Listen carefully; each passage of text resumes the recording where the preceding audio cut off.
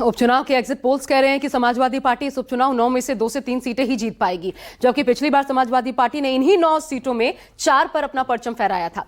इन्हीं चारों पर जो जातिगत समीकरण है उसे देखकर अखिलेश यादव ये दावा कर रहे हैं अब की बार कि वहां समाजवादी पार्टी की जीत तो तय है। तो इन्हीं चारों सीटों पर कितना वोट पड़ा और समीकरण कितने पक्ष में नजर आते हैं इस बार भी वो हम आपको दिखाते हैं। तो सबसे अहम सीट करहल, जहां विधायक थे, वहां से शुरुआत करते हैं। अखिलेश यादव, देखिए कुल मिलाकर के वोट पड़ा 54.1%। ओबीसी आबादी यहां 55% है, जनरल 20, शेड्यूल कास्ट 18%, मुस्लिम 5, अन्य भी 5%।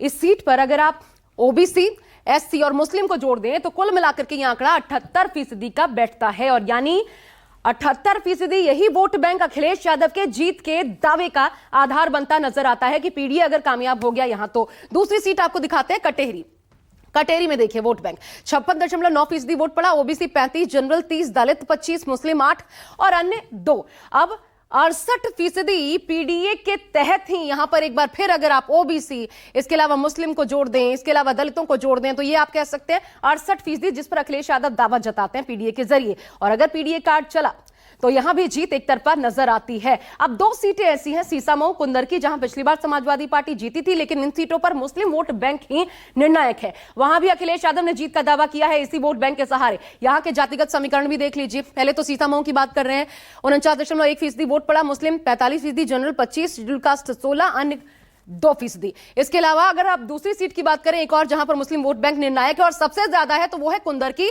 और यहां पर देखिए मुस्लिम वोट बैंक है 60%, वोट पड़े हैं 57.7%। ओबीसी 18% है, शेड्यूल कास्ट 11, जनरल 9, अन्य 2।